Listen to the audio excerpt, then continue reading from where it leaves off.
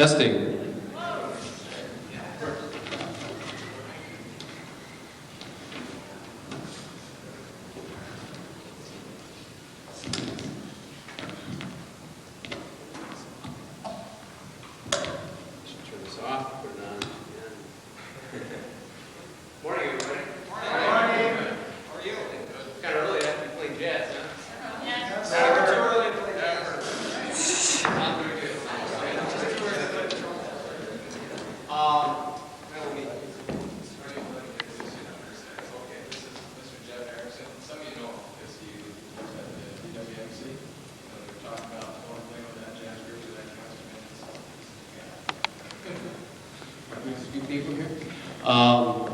I guess maybe we just hold this. Good ensemble concept. Some nice solos, and it looks like everybody's enjoying themselves. That's good. So let's just dive into a couple things I think, just in general, maybe that could improve things a bit. Can you down here always hear the bass? Yeah? Okay. All right, good. Sometimes I'm losing a little of the attack. More the gentleman who's playing the acoustic. Just sound-wise, like right at the beginning of Fly Me to the Moon, the sound. How do you have your bass set in terms of the treble and bass controls? Yeah. Doesn't? Okay. I could use a little more of the treble sound. I'm losing a little bit of the attack in the sound, so that might be something to think a little bit about. Just in general, the way that's pointed, I usually like. Can't move around too much here. I like to see the bass amp angle just a little bit across the band, just to make sure that everybody can hear it this way. And then maybe to put it, I guess I would probably move the rhythm section just a little bit. Maybe consider putting the bass player over here, between the piano and the drums, and move the drums over just a little bit, right where that bass amp is, which is going to make it a little bit easier for the band to hear time-wise, I think. For the drums, the one thing I'm missing a bit is your hi-hat. I noticed a couple times you actually dropped your hi-hat out. You're doing a lot of things with cymbals and snare. But the predominant thing that I want to hear is that hi-hat, and I'm not hearing much of that. You're doing some nice hits, a lot of nice crashes with the cymbals and the snare. Sometimes that hi-hat gets a little bit lost. Time-wise, that's going to help the band more than the crashes and things are. So maybe we can go back and run a little bit, and what I want to hear, maybe even in a solo section, I just want to hear you just smack that hi-hat on 2 and 4. And that's going to really center the band time-wise. Let's see, just kind of continue around the rhythm section. I'm getting just a little bit, this is a little bit different room to play in, but just a little bit more of the guitar sometimes than maybe we need in the Fly Me to the Moon. Have you listened to Freddie Green? Okay. Probably time to pull out the bassy recordings and maybe put those on. Sometimes it's hard to pick out Freddie Green specifically in those recordings. If you can find Freddie Green in some of the small group recordings, he didn't do a lot of them, but then you can really isolate that rhythm guitar a little bit, and you can think a little bit more about the lengths of your notes. Okay, what you're doing is nice and nice concept. That would be one thing to really maybe listen for a little bit. Let's see. In terms of the ensemble overall, one thing that occurred to me is quarter note lengths maybe is something that you could think a little bit about. The tendency, a couple times with the syncopated quarter notes, if you play them too short, they have a tendency to rush. If you add just a little bit more length in those, sometimes they lay back in the pocket a little bit more. Bop, bop, bop, bop, the up-tempo things, bop, bop, bop, bop. You play them, dot, dot, dot, dot, they have a tendency to kind of push too much. So that would be one thing there.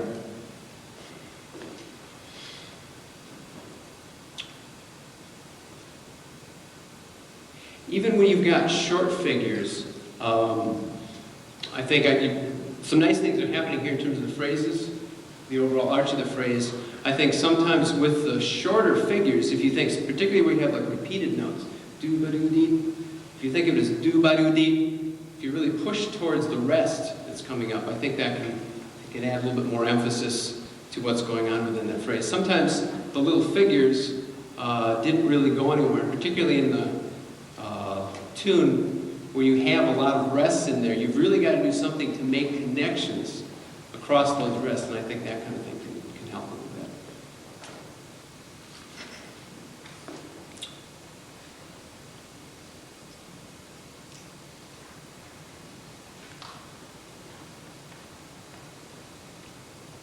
Okay, in this last tune, the Woody tune that you did, you want to think too about what are the important notes in the phrases. I don't know if you've talked about that, some of those faster phrases. You don't have a lot of time to do a lot.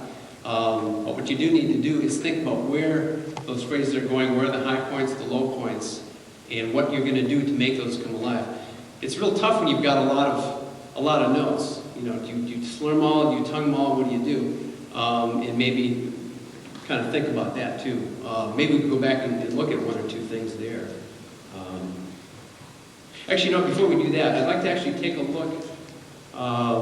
Should we maybe run a couple things? Yeah. Yeah. Actually, yeah.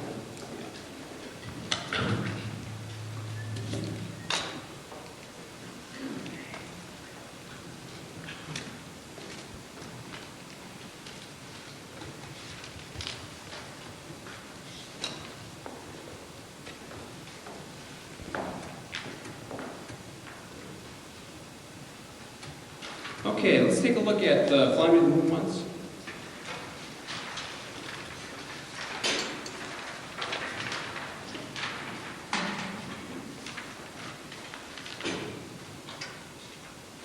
Okay, so when the horns come in at bar 1, what are you kind of aiming for?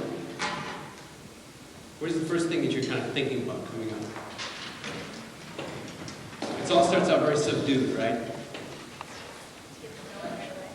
Okay, all right.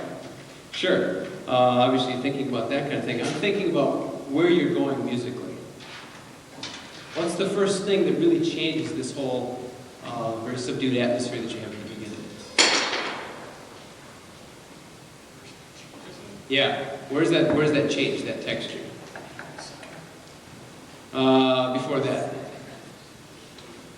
15, yeah.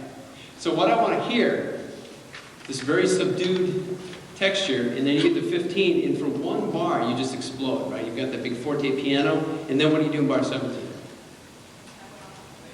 You go way back, okay? And that's real typical of this kind of bassy style to do that. Just out of the blue, something happens, catches the listener's attention before they have a chance to kind of start thinking about something else, and then immediately change it right back again. So can we take it, please?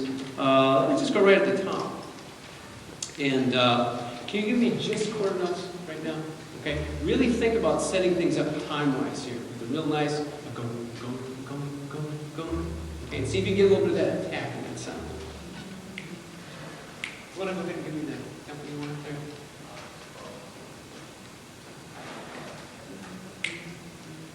Right there? 1, 2, 1, 2, 3, 4. Really drive the line. There you go.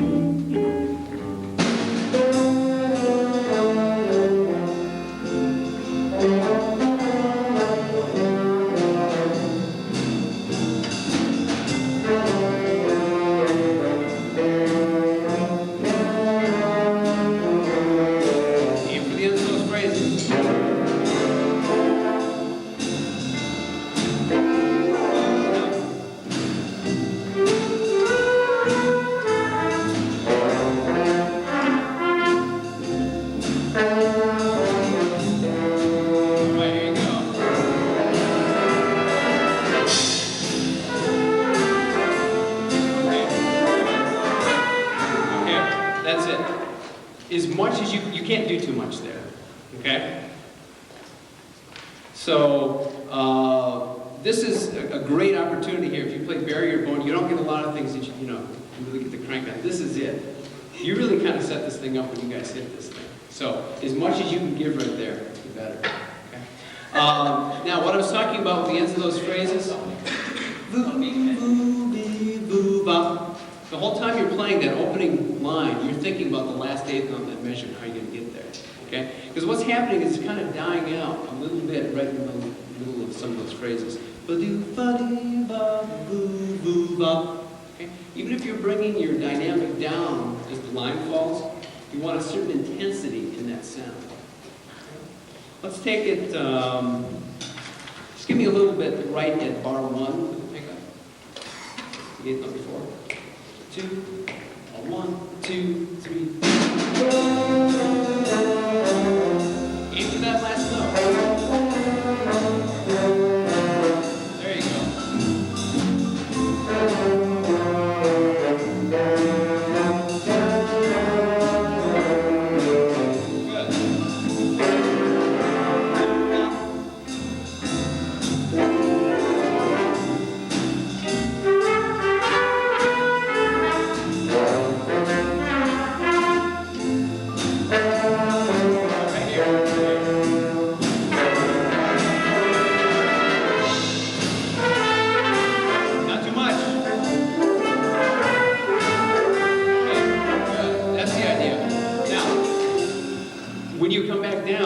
Careful not anybody to stick up. What you want is you want it to be like one big instrument. Okay, you want this nice big dark sound. And there's just that one bar in there that really changes that. Okay? So the most important things in that bar are right here and then our lead voice on top. Okay? Again, you can't play lead too loud on the top note that you're going for there. Good. Now did you change that rhythm with those 16ths? You change those 8 notes? Is that right? In bar 12?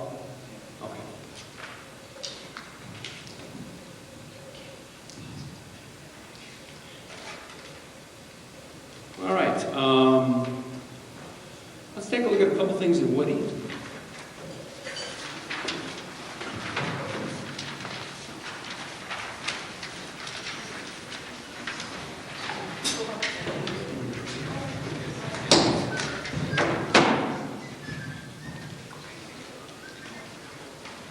Okay, same thing here. There are really 3 things in this opening phrase that ends in bar 6, 3 things we're aiming for.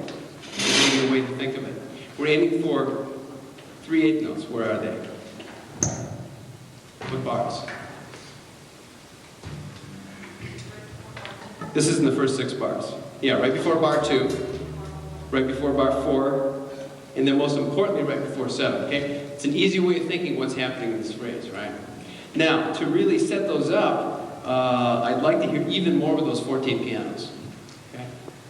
As much as you can give. It's tough because it's a fast tempo, but if you try and stay relaxed, okay, and think of things in simple terms, you can make that work. So can you just maybe hear this opening phrase? Can you just give me a tempo here again?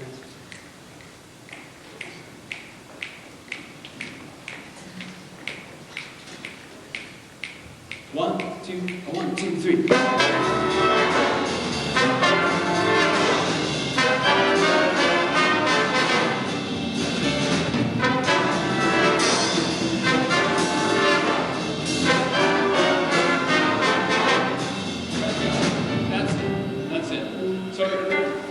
Sometimes you don't want to have too much to think about. So if you just think of it in that way, you got 3 things that you're really looking for in that phrase. That's it, those 8 notes. And that's what you're looking for. So a tune like this, you don't have a lot of time to think, so you got to kind of keep it in simple terms and think about where you're going. Okay, now saxophones. Are you pretty much slowing this whole thing in 10? Yes, no? Yes, okay. So what are you doing to put a little contour in the line? How can you do that?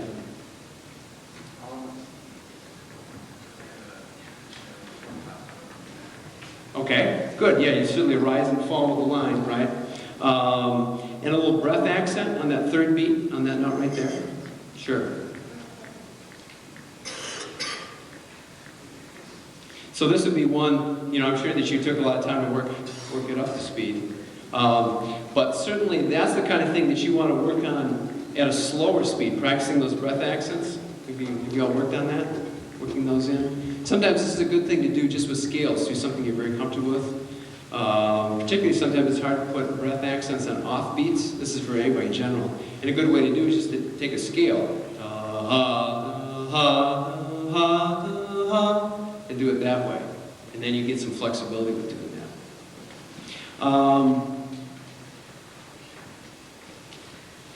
Okay, actually, rather than take that, I'd like to get the whole ensemble here once. Where's our big shout chorus? Where's that occur? 108?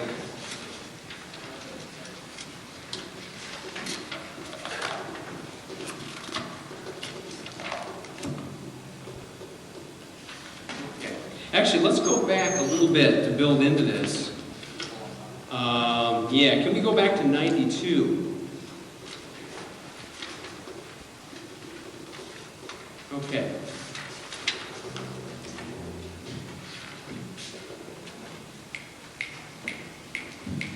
Here's 92. 1, 2, 1, 2, 3, 4.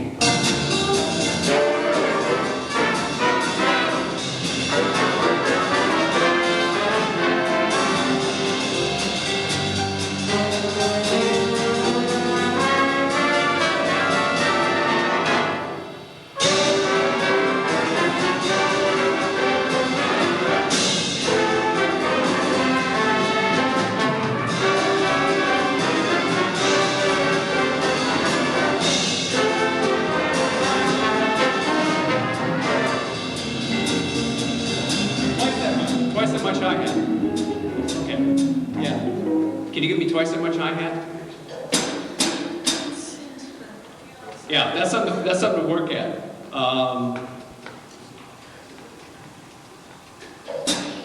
Yeah.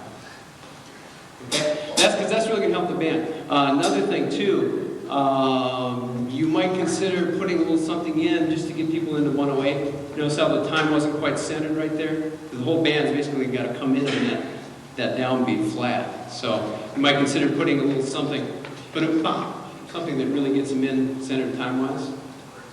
This is just before 108. Everybody's got a silent bar there. So rather than just leaving a complete bar, silence coming right on 108, like an end of 3 and 4, ba-da-bop, something like that, to set it up a little bit. Okay, now, 106, remember when I talked about pushing to the ends of the phrases? That's a great example right there. Everybody's got repeated notes. Bum, ba-da-da-bop, right? Bum, ba-da-da-bop. You really want to aim towards that last one. It helps center your time, too, when you do that.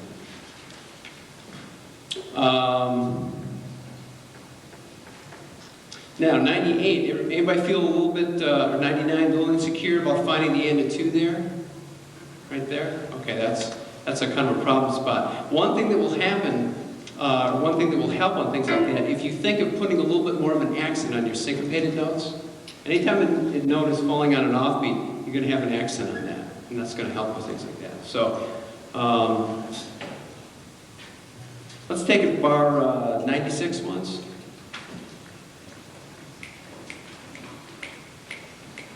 Actually, let's go the pickups to 97. I'll give you 6 beats. 1, 2, 3, 4, 1, 2.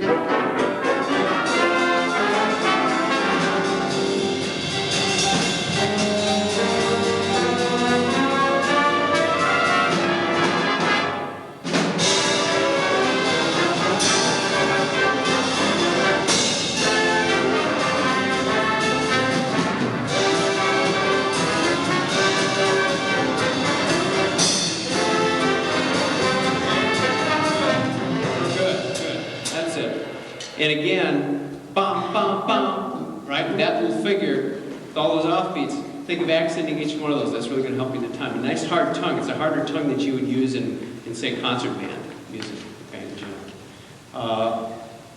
Mike, I'm going to turn it over to you and let you get a few words in here. So, good. Very nice, everyone. Thanks. Thank you.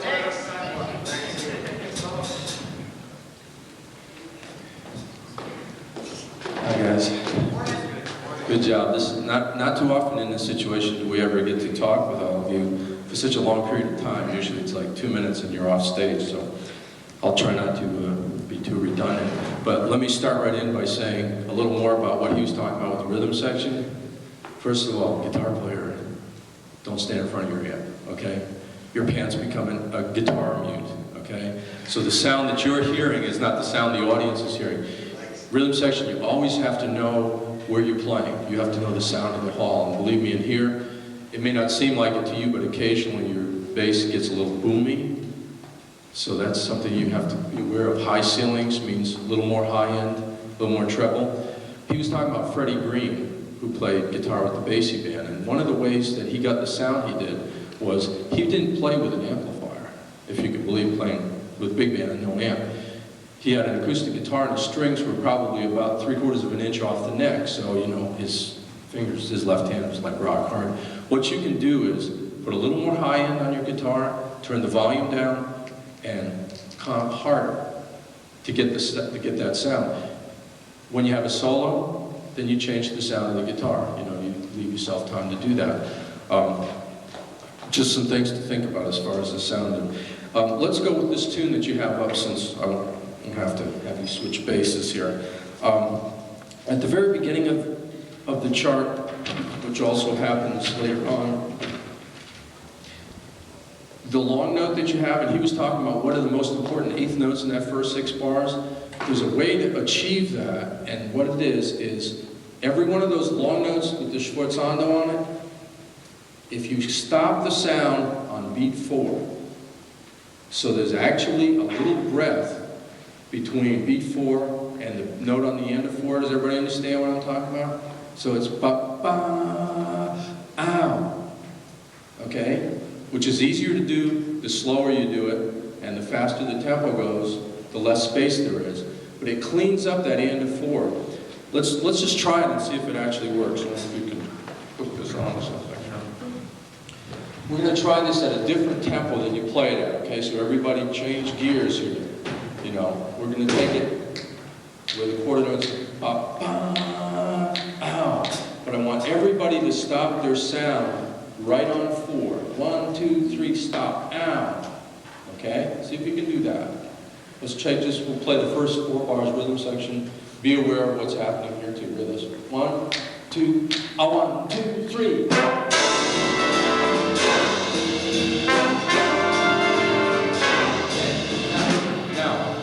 You're thinking about that. Don't lose the fact that it's a ba, ba, okay. Now, what you hear on the stage when you say, wow, I'm making a great crescendo, you got to remember that 50% of what you think is happening falls off the end of the stage. So for the listener out there, they don't hear as much dynamic as you think you're playing, which means that you have to increase the amount of dynamic that you're doing. So it's ba, ba, it has to start softer and get louder.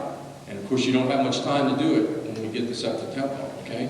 Think about that. Let's try it one more time. Same thing, at the same tempo. But that's the idea. Stop the sound. And then you have a fall off on that 8th note, right? Has everybody got that? Okay. If you go, ow. I don't even hear it here. Ba, ba, ow. Okay? You've got plenty of time. You got 3 beats rest, okay? So have it go all the way to beat 2 of the next bar. And everybody down here, the lead trumpet player, he's the man. How far whoever's playing lead on any given chart, how far his fall off goes is how far yours goes. So don't stop when he's still going, okay? So you have the pressure, man. They're listening to you. What you do, they're gonna, yeah, there you go. All right, here we go. 1, 2, top. 1, 2, 3.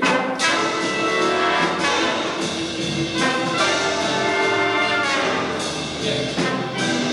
Pretty good. You still need more fall off. Da, ow. Now, the way to make a fall off if you got valves is just squeeze them. Don't try to play a fingered glissando or whatever. Just squeeze the valves half down and let the sound fall, okay? All right. But by making that space, now let's try it just a little bit faster and see if you can still make that space. 1, 2, 1, 2, 3.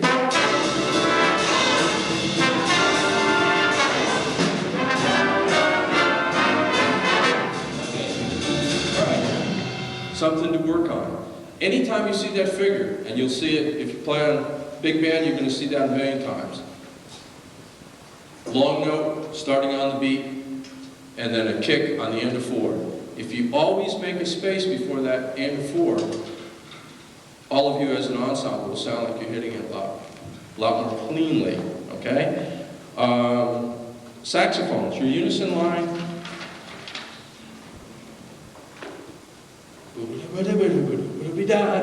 Okay, long, short. They're kind of coming out almost the same. There's not a whole lot of difference, but the short notes are not staccato. Okay, if you're sitting in concert band, it's a whole different animal.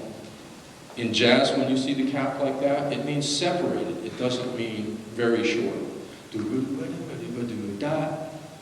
Not do da.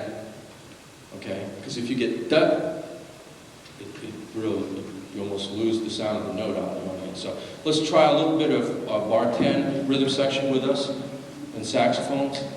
We'll take it a little slower. 1, 2, 1, 2.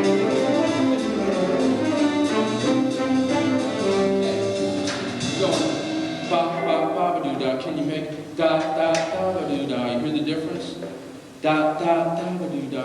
Just the separation between the notes, not real short. One more time. 2, 1, 2, 3. Keep going.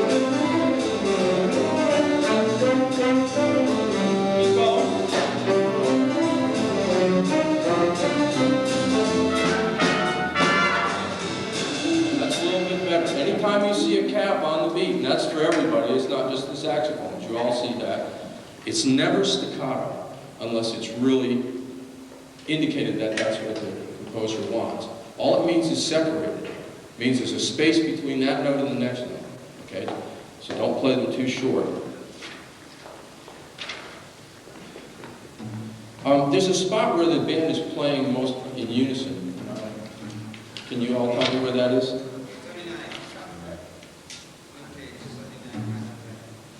Oh, okay. Drummer, during the time, go ahead to that spot. Where's the unison thing? 79, okay. Where the whole band's playing in unison, you don't need to kick those figures so hard, okay? Let's play the line, I'll show you the spot. 79, 1, 2, 1, 2, 8.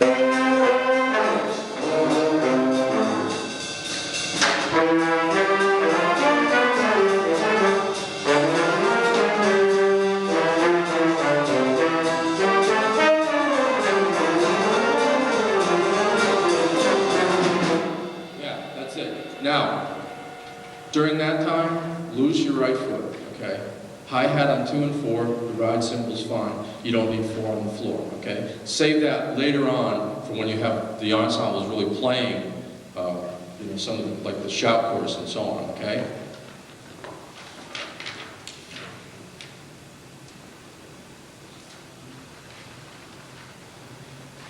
Can we switch back if we've got just a minute? I don't know if we have much time, so let's take a look at Fly Me to the Moon. Maybe I can just talk about it. You got about 5 minutes? Okay.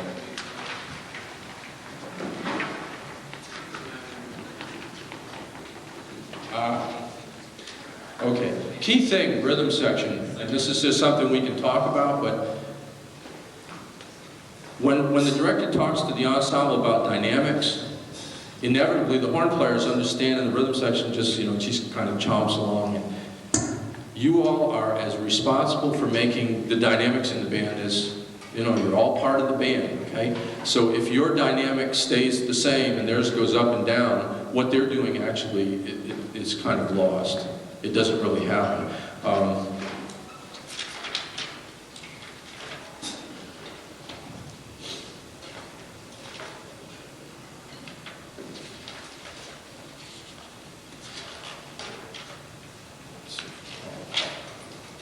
There's one spot with the whole band, a big crescendo.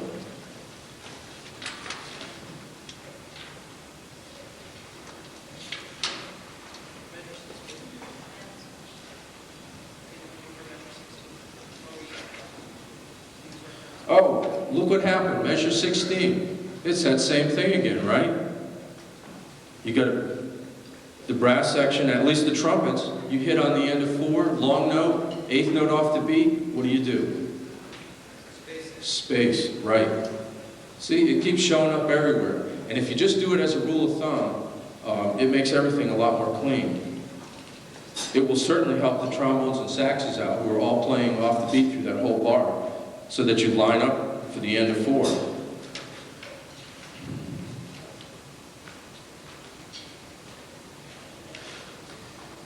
Okay, one thing as far as color, and I really appreciate the green plungers. That's one of the first thing I love it. At the beginning, saxophones are actually tenors and bari are in unison with the trombones, right? Okay. These are things you have to be aware of. Everyone has to be aware of what everybody else is doing, okay? It's more than just playing the notes on the page. The trombones are playing this thing with like a half plunger, which is kind of a neat sound. It's a special color that rather than just play open. What happens though is it's not a very loud sound, and the tenors and the bari are in unison. Well, if the tenor and bari don't back off dynamically, what I actually hear mostly is 2 tenors and a bari, and I don't hear the trombone thing at all.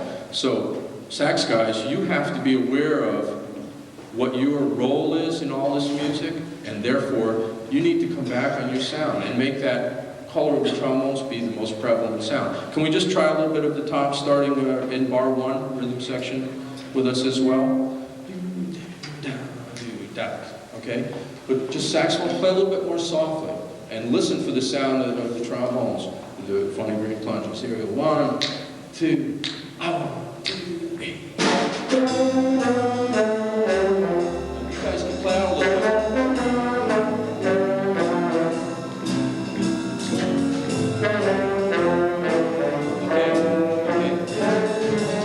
Okay, that's what you need to think about, is maybe it's half the dynamic that's written for the saxes, and trombones, since you stick a mute in it, MF is not relative, okay? If you use a mute and it still says mezzo forte, it still has to be the same mezzo forte, so sometimes it means playing a little bit louder with the mute in order to accomplish the same thing, okay? You have to remember that half the sound of your horn is now being covered up by the mute. This is a good chart for where I'm in. Turn your volume down. Almost, just crack it a little, but hit it a lot harder, okay? And when you have a guitar player doing what he's doing in this style thing where he's playing all 4 beats, that frees you up. You are no longer responsible to having to play all of the changes, because we don't need both of you doing it. So that frees you up, and if you listen to some of the characteristic things that Count Basie did in this style of thing, I mean, he did a lot of these little plunks up high here and there, spatial, a lot of space and a little bit of point. This gives you an opportunity to do that, even though your part may just have chords written out for you and absolutely no indication of anything. The writer, in this case, Sammy Nestico, who wrote a lot of the Basie music, he expects you to take some liberties.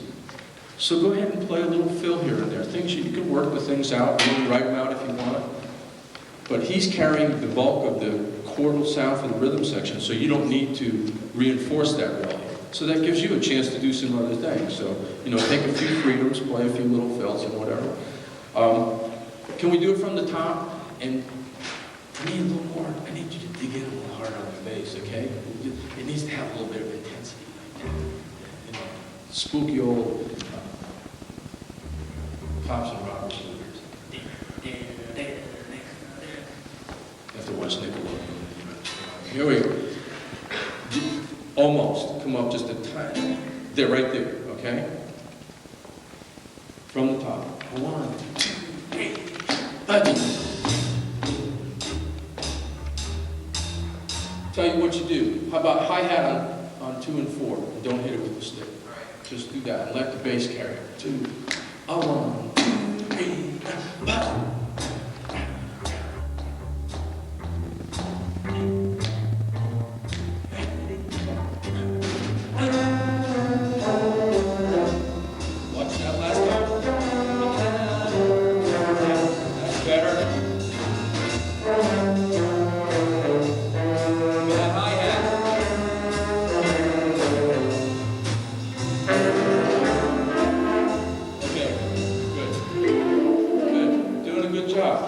When you switch from unison to where it's written, the chords are written, all of a sudden you need to give it a little bit more of a push, okay?